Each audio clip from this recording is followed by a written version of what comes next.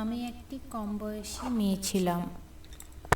আমি দেখতে খুব সুন্দর ছিলাম, কিন্তু বিয়ের প্রথম রাতে আমার স্বামী আমার কাছে আসে না। আমার মনে অনেক প্রশ্ন জাগে। আমার স্বামী কি তাহলে অন্য কাউকে ভালোবাসেন, নাকি সে পুরুষতত্ত্বহীন ব্যক্তি? আমি একজন বাবার সাথে দেখা করি। তিনি আমাকে একটা উপায় বলেন। তিনি একটা কাগজে কিছু লিখে আমাকে দেন আর বলেন এটা আমার স্বামীকে জলের সাথে মিশিয়ে খাওয়াতে। আমি যখন সেই কাগজটা জলের সাথে মিশিয়ে আমার স্বামীকে খাওয়াই, তখন সেই রাতে আমার স্বামী আমার সাথে যা করে তা দেখে আমি চিৎকার করে উঠি। কারণ আমার স্বামী তো, বাবা মা আমার নাম রেখেছিলেন বিধি, কারণ আমি দেখতে খুব সুন্দরী ছিলাম। তখন আমার বয়সও কম ছিল, কিন্তু মা বলে ওর এখনই বিয়ের ব্যবস্থা করা উচিত। বিয়ের কথা শুনে আমি তো অবাক হয়ে যাই। আমি ভাবতে পারিনি যে এত তাড়াতাড়ি আমার বিয়ে দিয়ে দেওয়া হবে। তবে এর পেছনে একটা গল্প ছিল। আমার মায়ের বয়স 30 বছর বয়সে হয়েছিল। মা মনে করতো যে মেয়েরা যত দেখতে সুন্দর হবে তত তাড়াতাড়ি তাদের মন জয় করতে পারবে। আর কম বয়সী মেয়েরা তো বেশি সুন্দরী হয়, যত বয়স বাড়বে তত শরীরে চর্বি জমবে আর মায়েরা মোটা হতে থাকে, তাদের সৌন্দর্য কমে যায়। বিয়ের সময় মেয়েদের সৌন্দর্য দেখতে হয়, না হলে টাকা। মেয়েরা সুন্দর দেখতে হলে তারা খারাপ শ্বশুরবাড়িতে ঠিক নিজের জায়গা করে নিতে পারে। আর জানি না মায়ের সেই কথাগুলো ঠিক না ভুল, কিন্তু সবাই এটাই বলে যে মা ঠিক বলছে। তাই খুব কম বয়সে আমার বিয়ে ঠিক করা হয়। আমার বিয়ে নিয়ে কোনো উৎসাহ ছিল না। তখন আমি কিছুই বুঝতাম না। হ্যাঁ, আমি খুব খুশি হয়েছিলাম এই ভেবে যে আমি নতুন জামা কাপড় পাবো, অনেক গয়নাগাটি পাবো, কিন্তু বিয়ে জিনিসটা যে কি সেটা আমি তখনও বুঝতাম না। বিয়ের 6 মাস আগে আমার মা আমাকে পিসির বাড়িতে রেখে দিয়ে যায়। আমার পিসি আমাকে বলে যে আমাকে সব শিখিয়ে পড়িয়ে দিতে, কারণ আমার বাড়িতে শুধু মা আর আমি থাকতাম, কিন্তু পিসির বাড়িতে অনেক মেয়েরা থাকতো। মা বলতো যে মেয়েদের সাথে থাকলে তুই সব শিখে যাবি, কি করে সংসার করতে হয়, কি করে রান্না করতে হয়, কি করে সাজতে হয়, কিভাবে কার সাথে কথা বলতে হয়, ওরা তোকে সব শিখিয়ে দেবে। আমাকে এমনভাবে ট্রেনিং দেওয়া হচ্ছিল যেন মনে হচ্ছিল আমি কোনো এক যুদ্ধে যাচ্ছি। পিসির বাড়িতে আমার সময় ভালোই কাটে। ওখানে আমার বয়সী আরও অনেক মেয়ে ছিল, 3-4 জন বোন ছিল। পাড়ার অনেক মেয়ে সেই বাড়িতে আসতো। আমার পিসি আমাকে অনেক ভালো ভালো জিনিস শেখায়, যেগুলো আমি আগে জানতাম না। আমার বিয়ে হয়ে গেল আর আমি আমার শ্বশুর বাড়িতে চলে এলাম। বিয়ের প্রথম রাতে আমি আমার ঘরে বসেছিলাম। আমার স্বামী ঘরে আসে, কিন্তু পিসি আমাকে সব শিখিয়ে দিয়েছিল সেসব কিছুই হয়নি। পিসি বলেছিল যে তোর স্বামী ঘরে এসে তাকে নমস্কার করবি, তুমিও তাকে নমস্কার করিস, আর যদি সে আগে থেকে নমস্কার করে তাহলে তুই করবি। আমার স্বামীকে নমস্কার করি, কিন্তু তার জবাবে আমার স্বামী আমাকে কিছুই বলে না। সে আমার সাথে কোনো কথাও বলল না। তার আচরণ দেখে মনে হচ্ছিল যেন আমি ঘরেই নেই। আমার শ্বশুর বাড়িতে বাকি লোকেরা নতুন বউয়ের সাথে যেরকম ব্যবহার করা উচিত সেই রকমই করছিল। তারা সব নিয়ম কানুন আচার অনুষ্ঠান পালন করে, কিন্তু আমার স্বামী আমাকে এরকম অবজ্ঞা করছে কেন? আমি কম বয়সী ছিলাম, দেখতে সুন্দরীও তো ছিলাম। আমার তুলনায় আমার স্বামীর বয়স একটু বেশিই ছিল, তার ওজনও বেশি ছিল। আমার পাশে দাঁড়ালে তাকে আমার বড় ভাই মনে হতো। আমার শ্বশুর বাড়িতে অনেক আত্মীয় স্বজন আমাকে দেখতে আসে। আমাকে রোজ সেজে গুজে তৈরি থাকতে হয়। আমি রোজ নতুন নতুন শাড়ি পরতাম আর নতুন নতুনভাবে সাজতাম, এই ভেবে যে আমার স্বামী কোনো না কোনো দিন আমার কোনো একটা সাজ ঠিক পছন্দ হবে, আমার পোশাক কোনো একটা রং তার নিশ্চয়ই পছন্দ হবে। আর তখন ও আমাকে দেখবে আর আমাকে বলবে তার কাছে এসে বসতে। কিন্তু তাকে ডাকা তো দূরের কথা, আমার দিকে ফিরেও তাকালো না। প্রতিবেশীদের মধ্যে একজন মহিলা এসেছিল, আমাকে অনেকক্ষণ ধরে লক্ষ্য করে দেখছে। আমি আমার শাশুড়ি মাকে জিজ্ঞেস করি যে ওই মহিলা আমার দিকে এভাবে তাকিয়ে আছে কেন। আমার শাশুড়ি মা বলে, সেরকম কিছুই নয় বৌমা, তুমি ভুল ভাবছো। নতুন বউকে তো সবাই দেখছে, তুমি নতুন বউ, সেই হয়তো তোমাকে দেখছে। কিছুক্ষণ পরে আমি যখন ঘরে জল খেতে আসি, তখন সেই মহিলা আমার ঘরে ঢুকে পড়ে আর ঘরের দরজা বন্ধ করে দেয়। আমি চমকে উঠি। সেই মহিলা আমাকে বলে, তুমি খুব সরল মেয়ে, কিন্তু তুমি ভুল জায়গায় এসে পড়েছো। যার শান্তি তোমার বিয়ে হয়েছে সে মোটেও ভালো মানুষ নয়। আমি জানি না এরা কি করে তার সাথে তোমার বিয়ে দিল। তুমি যত তাড়াতাড়ি সম্ভব এখান থেকে পালিয়ে যাও, এখানে থাকলে তোমার জীবন বরবাদ হয়ে যাবে। ওই মহিলা আমাকে এসব অদ্ভুত অদ্ভুত কথা বলতে থাকে। আর আমি তখনই আমার শাশুড়ি মা ঘরে চলে আসে। আমার শাশুড়ি মা সেই মহিলাকে টানতে টানতে ঘরের বাইরে নিয়ে যায়। সেই মহিলা আমার শাশুড়ি মাকে বলে, আপনার লজ্জা করে না একটা মেয়ের জীবন নিয়ে খেলতে? কিভাবে আপনি ওর সাথে আপনার ছেলের বিয়ে দিলেন? আমার শাশুড়ি মা তাকে বাড়ি থেকে বার করে দেয়। পরে আমাকে বলা হয় ওই মহিলা তার মেয়ের সাথে আমার স্বামীর বিয়ে দিতে চেয়েছিল, আর সেটা হয়নি বলেই তার হিংসা হচ্ছে। সে কারণে উনি আমাদের সম্পর্কটা ভাঙতে চান। আমার শাশুড়ি মা আমাকে জিজ্ঞেস করে, আমি কি তোমার খারাপ মনে হয়? সে কি তোমাকে কিছু এমন বলেছে যাতে তোমার খারাপ লেগেছে? সমস্যার বিষয় এটাই যে আমার স্বামী এখনো আমার সাথে কোনো কথা বলেনি, সে খারাপ কোনো কথাই বলেনি। কিন্তু এই কথাটা আমি কাউকে বলতে পারি না, কারণ আমার পিসি আমাকে শিখিয়েছে স্বামী স্ত্রীর কথা অন্য কাউকে বলতে নেই। একজন ভালো বউয়ের এটাই কর্তব্য। আমার স্বামীর খারাপটাও কেউ লুকিয়ে রাখতে হয়। আমি বলি, না না, কিছুই নয় এরকম। শাশুড়ি মা বলে, তোমার স্বামী খুব ভদ্র সভ্য মানুষ। পরের দিন আমার বাপের বাড়ির থেকে লোক আসে। তারা আমাকে জিজ্ঞেস করে কেমন আছি আমি। আমাকে হেসে বলতে হয় আমি খুব ভালো আছি। কিন্তু সত্যি এটাই যে আমি এখনো আমার স্বামীর মন জয় করতে পারিনি। আমার শ্বশুরবাড়ির লোকেরা খুব ভালো ছিল। তারা খুব আধুনিক না হলেও বেশ ভালো ছিল। তারা আমাকে আর আমার স্বামীকে দিল্লি বেড়াতে পাঠাতে চেয়েছিল। নতুন বিয়ে হবার পর সবাই বেড়াতে যায়, এতে আমি খুব খুশি হয়েছিলাম। ভেবেছিলাম যে বেড়াতে গেলে হয়তো আমার স্বামীর মনটা ভালো হবে আর আমাদের মাঝে যে দূরত্বটা আছে সেটাও মিটে যাবে। আমার স্বামী সবার সামনে না বলে দেন। সুরেশ তার মাকে জিজ্ঞেস করে, দিল্লি বেড়াতে যেতে কত টাকা খরচ হবে? মা বলে, মোটামুটি 30,000 তো লাগবেই। সুরেশ বলে, ওই টাকাটা তুমি মন্দিরে চাঁদা হিসেবে দিয়ে দিও, অথবা কোনো গরিব মানুষকে খেতে দিয়ে দিও। বেরিয়ে এত টাকা নষ্ট করার কোনো প্রয়োজন নেই। এতে আমার মনটা খারাপ হয়ে যায়, কিন্তু আমি ভাবি যে সে তো ঠিক কথাই বলেছে। ওর কথা শুনে আমার মনে হলো যে মানুষটা খারাপ নয়। ওই মহিলা মিথ্যে কথা বলেছিল। আমি যখন আমার বাপের বাড়ি আসি তখন আমার পিসিও সেখানে এসেছিল। পিসি আমাকে জিজ্ঞেস করে, সব কিছু কেমন চলছে? তুই শ্বশুর বাড়িতে সবার সেবা যত্ন করছিস তো? তোর স্বামীর সাথে সম্পর্ক কেমন তৈরি হয়েছে? যখন আমি পিসিকে সব কথা খুলে বলি তখন সে খুব চিন্তায় পড়ে যায়। পিসি বলে, তোকে একটা কথা বলি, তুই কিন্তু এই কথাটা কাউকে বলবি না। কিছু কিছু পুরুষ মানুষ এমন হয় যে যাদের মেয়েদের প্রতি কোনো আকর্ষণই থাকে না, সবাই ওদেরকে পুরুষতত্ত্বহীন ব্যক্তি বলে।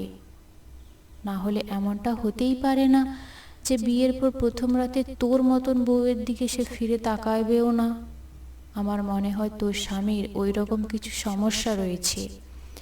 এটা শুনে আমি খুব বিব্রত হই।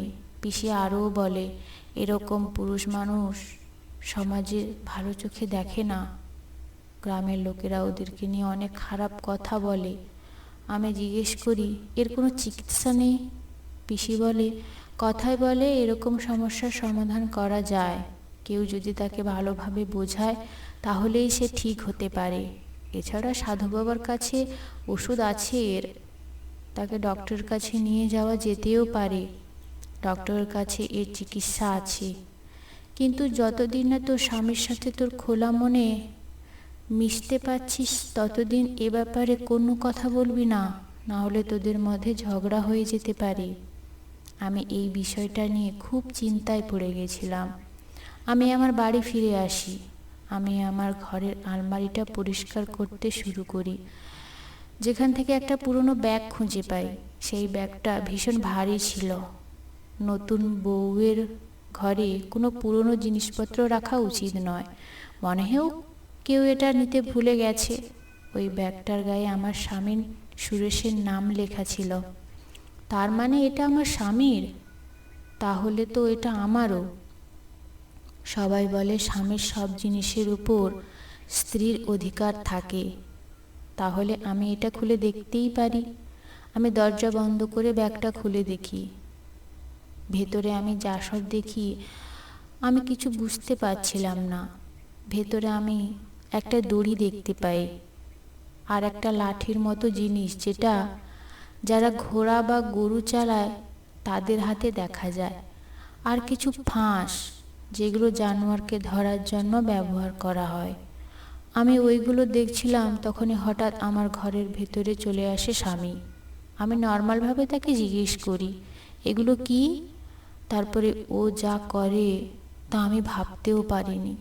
ও আমার হাত থেকে ওই ব্যাগগুলো দেখে পাগল হয়ে যায়। দূরে এসে আমার ব্যাগটাকে কেড়ে নেয় আমার থেকে। ব্যাগটা থেকে লোহার মতো একটা জিনিস আমার পায়ের উপর পড়ে যায়। সুরেশ আমার গালে থাপ্পড় মারে আর বলে, তোমার সাহস হয় কি করে আমার জিনিসে হাত দেওয়ার? কারো জিনিসে না বলে হাত দিতে নেই, তোমার বাবা মা এটাও তোমাকে শেখায়নি? আর কোনোদিন যদি দেখেছি আমার জিনিসে হাত দিতে, তাহলে আমি তোমাকে মেরেই ফেলবো। আমি কাঁদতে শুরু করি আর কাঁদতে কাঁদতে ঘর থেকে বেরিয়ে যাচ্ছিলাম। তখনই সুরেশ আমার হাত চেপে ধরে বলে, এই কথাটা যদি বাড়ির কেউ জানতে পারে তাহলে আমার থেকে খারাপ আর কেউ হবে না। কথাটা যেন মাথায় থাকে। আমি ঘরের এক কোণায় বসে সারা রাত কাঁদতে থাকি। আমার মনে হয় সুরেশ নিশ্চয়ই কোনো সমস্যায় আছে। ওর কোনো মানসিক সমস্যা আছে, বা কেউ ওর উপর কোনো জাদু করেছে। না হলে নতুন বউয়ের গায়ে কেউ এইভাবে হাত তোলে? পরের দিন সকালে আমি আমার পিসিকে ফোন করি। কাল রাতে যা ঘটেছে সে ব্যাপারে আমি তাকে কিছুই বলি না। তাকে শুধু বলি আমাকে এমন কোনো বাবার সন্ধান দিতে যে আমাকে সাহায্য করতে পারে। পিসি বলে যে আমি যে গ্রামে আছি একজন নামকরা বাবা আছেন, তুই তার কাছে যা, তিনি তোকে সাহায্য করবেন। তারপরের দিন আমি বাপের বাড়ি যাওয়ার বাহানায় আমার ছোট্ট ভাইকে নিয়ে সেই আশ্রমে যাই। আমার ছোট ভাইয়ের বয়স 6 বছর ছিল। সেসব কিছুই বুঝতো না। সেই বাবার বয়সীও ছিল না। তিনি আমার স্বামীরই বয়সী হবেন, কিন্তু আশেপাশে আমি ওনার খুব প্রশংসা শুনতে পাই। তাই আমি ওনার আশ্রমে গিয়ে বসলাম। যখন আমার সুযোগ এলো তখন আমি বাবাকে সব কথা খুলে বললাম। আমি বললাম, আমার মনে হয় আমার স্বামী পুরুষত্বহীন ব্যক্তি, তার মহিলাদের প্রতি কোনো আকর্ষণ নেই। আপনি এমন কিছু করুন যাতে আমার স্বামী আমাকে ভালোবাসে। বাবা আমাকে জিজ্ঞেস করে আমি কোন বাড়ি থেকে এসেছি। আমি আমার শ্বশুর বাড়ির নাম বলি না, কারণ আমি চাই না আমার স্বামীর এই বিষয়টা জানাজানি হোক। আমি অন্য একটা ভুল ঠিকানা দিয়ে দিই। বাবা বলেন, আজকাল এসব খুব বেশি হচ্ছে। জানি না আজকাল ছেলে মেয়ে কি হয়েছে। মেয়েদের ছেলেদের প্রতি আকর্ষণ নেই, আর ছেলেদের মেয়েদের প্রতি আকর্ষণ নেই, যেন উল্টো গঙ্গা বইছে। তুমি কোনো চিন্তা করো না মা, আমি সমস্যার সমাধান আমিই করে দেব। একটা লিখে দেব, ওই লেখা কাগজটা তুমি রোজ তোমার স্বামীকে জলে গুলে খাওয়াবে। এমনটা তোমাকে 3 দিন করতে হবে। রোজ রাতে শোবার আগে স্বামীকে এটা খাওয়াতেই হবে। এমনটা যদি তুমি 3 দিন করতে পারো, তাহলে তোমার সমস্যার সমাধান হয়ে যাবে। আমি বলি, আমি বারবার এখানে আসতে পারবো না। আপনাকে যদি কিছু জিজ্ঞেস করার থাকে তাহলে কি করব? বাবা বলেন, তুমি আমার একটা নাম্বার লিখে নাও, আর ওই নম্বরটা কোনো একটা মহিলার নামে সেভ করে নাও, যাতে কেউ বুঝতে না পারে। পাশে একজন মহিলা বসেছিলেন। তিনি বললেন, বাবা খুব ভালো মানুষ, তিনি সবাইকে সাহায্য করেন, না হলে উনি তোমাকে তার নাম্বার দিতেন না, এখানে আসতে বলতেনও না। এখানে এলেই যে তোমাকে পয়সা দিতে হবে। আমি বাবার নাম্বারটা সেভ করে নিলাম, আর বাবাকে 10,000 টাকা দিয়ে ওখান থেকে চলে এলাম। প্রথম দিন তো আমি সুরেশকে ওই লেখা জল গুলে খাইয়ে দিলাম। প্রথম দিন আমি কোনো পার্থক্য দেখতে পেলাম না। পরের দিন আমি আবার সেই লেখাটা আমার স্বামীকে খাইয়ে দিলাম। সে রাতে একটা অদ্ভুত ঘটনা ঘটলো। আমি বাথরুম থেকে বেরিয়ে এসে দেখি সুরেশের হাতে আমার ফোনটা। প্রথমে আমি ঘাবড়ে গিয়েছিলাম, কিন্তু তারপর আমার মনে পড়ে যে আমি বাবার নাম্বারটা তো মহিলার নামে সেভ করেছি, তাই সুরেশ কিছু বুঝতেও পারবে না। আমি বাবাকে কোনো মেসেজও করিনি, তাহলে ভয় পাবার কোনো কারণ নেই। সুরেশ আমার ফোনটা রেখে দিয়ে আমাকে বলে, পরের সপ্তাহে আমরা অন্য বাড়ি নিয়ে চলে যাব, তুমি আর আমি আলাদা থাকবো। আমি বলি, আমার আলাদা থাকার ইচ্ছে নেই, আমি এখানেই ভালো আছি। সুরেশ বলে, তোমার ইচ্ছে নেই তো কি হয়েছে, আমার ইচ্ছে আছে। আমি বলি, কিন্তু সবাই তো এটাই বলবে যে আমি তোমার মা বাবার থেকে তোমায় আলাদা করে চেয়েছি। সুরেশ বলল, আমি আমার বাবা মার একমাত্র ছেলে নই, ওনাদের আরও ছেলে মেয়ে আছে, তারা তাদের দেখবে।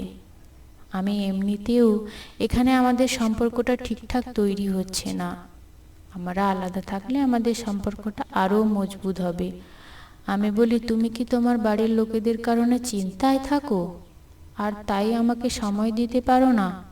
সুরেশ বলে, ধরে নাও তাই। এখন আমার জরুরি কিছু কাজ আছে, আমি বেরোচ্ছি। এই বলে সুরেশ ঘর থেকে বেরিয়ে যায়। আমার স্বামীর সাথে এতদিন পর আমার কথা হলো, আমার এটা খুব ভালো লাগলো। সে বলেছে আমাকে আলাদা রাখবে। আমার পিসি বলতো যে স্বামীরা যখন স্ত্রীকে একটা আলাদা বাড়ি বানিয়ে দেয়, তখন স্ত্রীরা জিতে যায়। বেশিরভাগ পুরুষেরা এটা করতে চায় না, তাই তাদের পরিবারের থেকে আলাদা থাকতে চায় না। আমরা যদি আলাদা থাকি তাহলে সুরেশ আমাকে বেশি সময় দিতে পারবে, আমার সাথে বেশি কথা বলতে পারবে, আর আমাদের সম্পর্কটাও ভালো হবে। এখানে হতেই পারে পরিবারের চাপে আমার সাথে খারাপ ব্যবহার করছে, ও পরিবারের বড় ছেলে, ওর উপর অনেক দায়িত্ব। সুরেশ নিজেই আমার সাথে আলাদা থাকার ইচ্ছে প্রকাশ করেছে, তার মানে বাবার ওষুধ কাজ করে দিয়েছে। আমি তো আনন্দে পাগল হয়ে যাই। পরের দিন সকালে এই সুখবরটা বাবাকে দেওয়ার জন্য আমি ওনাকে ফোন করি, কিন্তু ওনার ফোনটা বন্ধ ছিল। সেদিন রাতে আমি যখনই ওই লেখা গলা জলটা আমার স্বামীকে খাওয়াই, তখন আমার দিকে তাকিয়ে বলে, তুমি বাবার দেওয়া লেখার জল আমাকে খাওয়াচ্ছ, তাই না? আমি অবাক হয়ে ওর দিকে তাকিয়ে থাকি। তারপর ও আমাকে মারতে শুরু করে। ও আমাকে মারতে মারতে বলে, ওই বাবার তো আমি এমন অবস্থা করেছি যে কোনোদিন আর নিজের পায়ে দাঁড়াতেও পারবে না। তোমার সাহস কি করে হলো এসব করার? আমি মহিলাদের সহ্য করতে পারি না, তাদেরকে কষ্ট দিতে আমার খুব ভালো লাগে। তাই তো আমি তোমাকে এখান থেকে দূরে কোথাও নিয়ে যাচ্ছিলাম, যাতে ওখানে গিয়ে আমি তোমার উপর আরো ভালো করে অত্যাচার করতে পারি। আমি চিৎকার চেঁচামেচি শুরু করে দিই। বাড়ির লোকেরা এসে দরজা ধাক্কাতে শুরু করে। আমি অনেক কষ্টে গিয়ে দরজাটা খুলি। আমার অবস্থা দেখে সবাই চমকে ওঠে। আমার ভাগ্য ভালো যে আমার বাবা মা তখন ওই বাড়িতে এসেছিলেন। তারা আমাকে দেখে বলে, আমরা এক্ষুনি সুরেশের সাথে কথা বলতে চাই। আমি বলি, তোমরা আমাকে এক্ষুনি এখান থেকে নিয়ে চলো, আমি আর এক মুহূর্ত এই বাড়িতে থাকতে চাই না। আমি আমার বাবা মার সাথে বাড়ি ফিরে আসি। পরে খোঁজ খবর নিয়ে জানতে পারি যে সুরেশ মহিলাদের উপর টর্চার করে। এর আগেও 2-3 জন মহিলার সাথে এমনটা করেছে। যে মহিলা আমাকে সাবধান করতে এসেছিল সে সত্যি কথা বলেছিল, কিন্তু আমি তখন ওনার কথা বুঝতে পারিনি। আমার আরও জানতে পারি যে বাবা আমাকে সাহায্য করেছিলেন। সুরেশ তাকে মিথ্যে কথা বলে তার কাছে ডেকে এনে খুব মেরেছেন। তিনি এখন হাসপাতালে। আমার পরিচিত এক উকিল ছিল, তাকে দিয়ে আমি আমার ডিভোর্স কেস ফাইল করাই। আমার ডিভোর্স হয়ে যায়, কিন্তু আমার জীবনটা বরবাদ হয়ে যায়। 6 বছর আমি বাড়িতে বসে থাকি, আমার জন্য কোনো ভালো সম্বন্ধ আসছিল না। তারপর 6 বছরে আমার বিয়ে ঠিক হয়ে যায়। তার আগে এক স্বামী মারা গেছেন, তার 2জন ছেলে আছে। বাবা মা আমার বিয়ে দিয়ে দেয়। একদিন আমি জানতে পারি যে সুরেশের একটা বড় অ্যাক্সিডেন্ট হয়। এখন সে বিছানায় পড়ে আছে, আর তার দেখাশোনা করার মতো কেউ নেই। তার পা দুটো অকেজো হয়ে গেছে, সে আর হাঁটতে চলতে পারে না, তাকে হুইল চেয়ারে করে ঘোরাতে হয়। এটা শুনে প্রথম আমার খারাপ লাগলেও তারপর মনে হয় এটাই ভগবানের মার। আমার মতো মেয়েদের যাদের উপর সে অত্যাচার করেছে, আমাদের হয়তো ভগবান তার উপরে প্রতিশোধ নিচ্ছে। এখন আমার সাথে বিয়ে হয়েছে যার, সে মানুষটি খুবই ভালো, আমাকে খুব ভালোভাবে রাখে।